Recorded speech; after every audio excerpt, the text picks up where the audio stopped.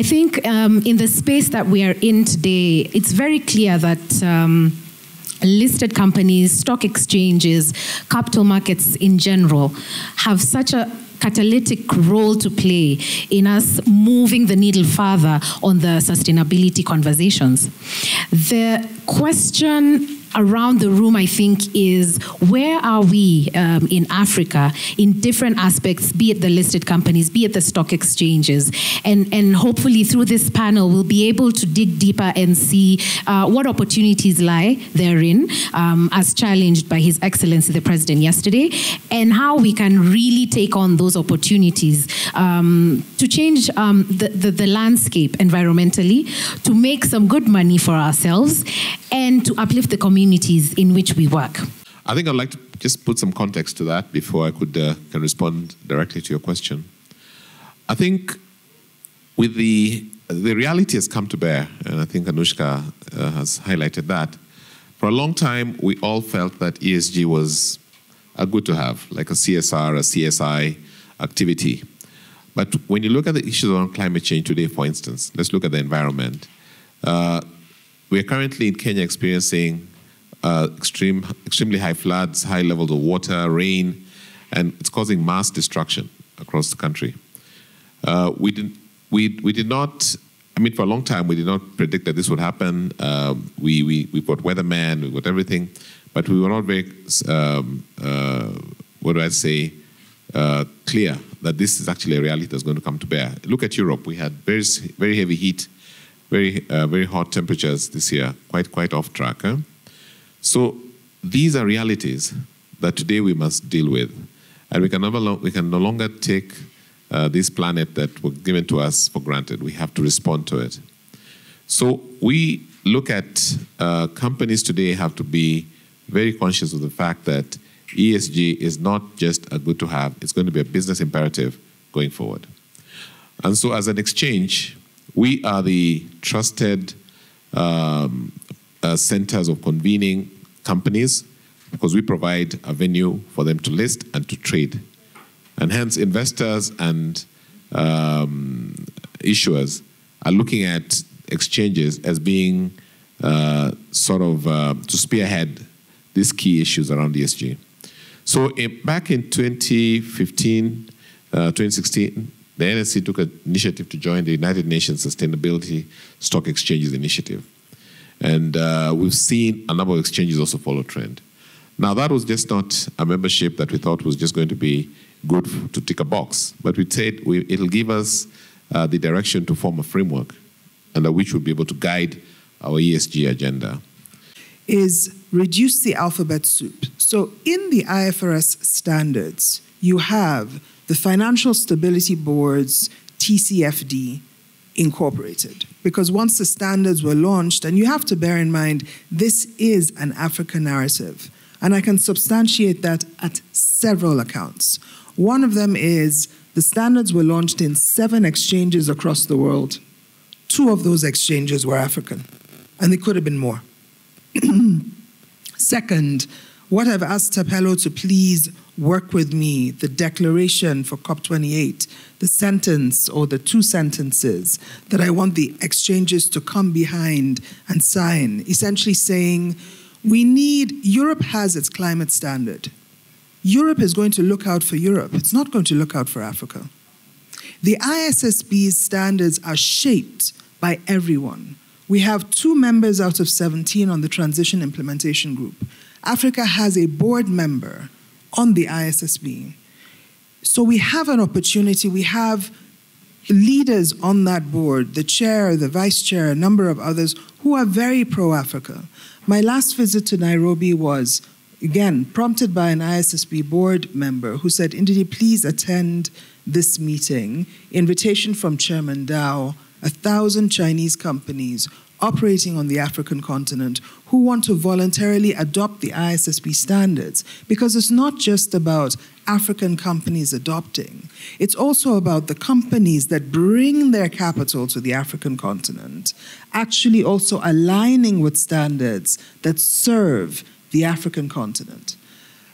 So just to close, building block approach and interoperability. It's not just that we're consolidating a range of standards and building industry-specific standards into this global baseline, but it's also interoperable with GRI and integrated reporting and all the others, so that really the cost and burden of reporting and the ability to incentivize by connecting disclosures to capital flows becomes real and, palpable. So the best way to predict the future is to create it. And so at Safaricom, we started this journey in the year 2007. We started integrating ESG, sustainability into the business strategy. It's been a long and painful journey. So getting the sustainability-linked loan this year from 4 banks on the continent proved to us that as a business, we have matured to the extent that we can stand on our credentials as the leader of sustainability on this side of the world to attract this money. And what excited me about the money is that it came from the banks here. We didn't need to go and look for the money somewhere. It was the banks that operate in Kenya. Some have global ties, some are here, and we sourced this money here. So what was the process? We looked at our sustainability credentials and said, we know what is material to us. And as we were working on this, I reflected in 2010, 11, when we started doing sustainability reporting. We couldn't even tell materiality from stakeholders. When I look at that first report, it's the most chaotic report I've ever seen in my life. But at that point, we were so proud to issue our first sustainability report. Of course, nobody else knew what we were issuing, so nobody could challenge our report. So our report had materiality, stakeholders, everything, mix them, gather them. But as the years went by, we refined, we learned, and when we went for the sustainability-linked loan, it was so easy because we had a baseline, we had the trends to show our environmental vision. We have a visual net zero by 2050.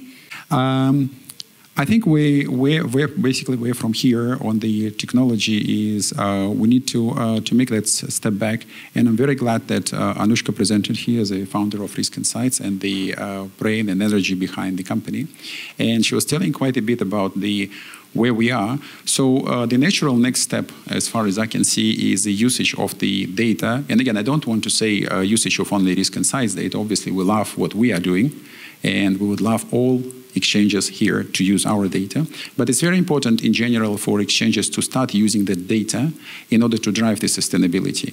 And from the data science company, which I'm representing here now, Risk Insights in particular, our commitment to the process is obviously to be clear, to ensure that transparency is there, to highlight the moments where we can assist regulators, and exchanges are playing double role. They are, in a way, regulators in the markets.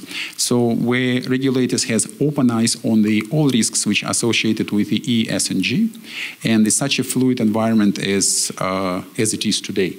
Because many frameworks will be changing. Actually, before this meeting, I went to the best source on earth of wisdom, and it was not British Library, it wasn't even Google, it was actually ChatGPT, and I wanted to refresh my memories before conversation, how many frameworks are out there, so that we understand what we're talking about, because I stopped counting at 200, and it was about 2 years ago. And surprisingly, that beautiful source of wisdom said several. Then I refined my question, maybe question was asked not in the wrong way, and I said, how many exactly of them out there? And the answer was, depending on the industry standards, there are many out there. So up until today, I don't know. I'm battling to get to the bottom. And I think the role of the data in that ever consolidating, because we are now at the consolidating stage of if you look at the frameworks, would be critical.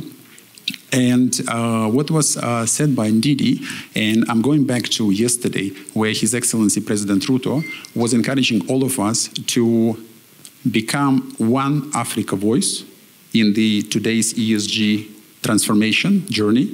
I think it's very important to look at how data behind the ESG frameworks can assist Africa as a continent because we are definitely in a very beneficial position, and probably first time in history where we have a huge advantage on the continent and leverage to the maximum.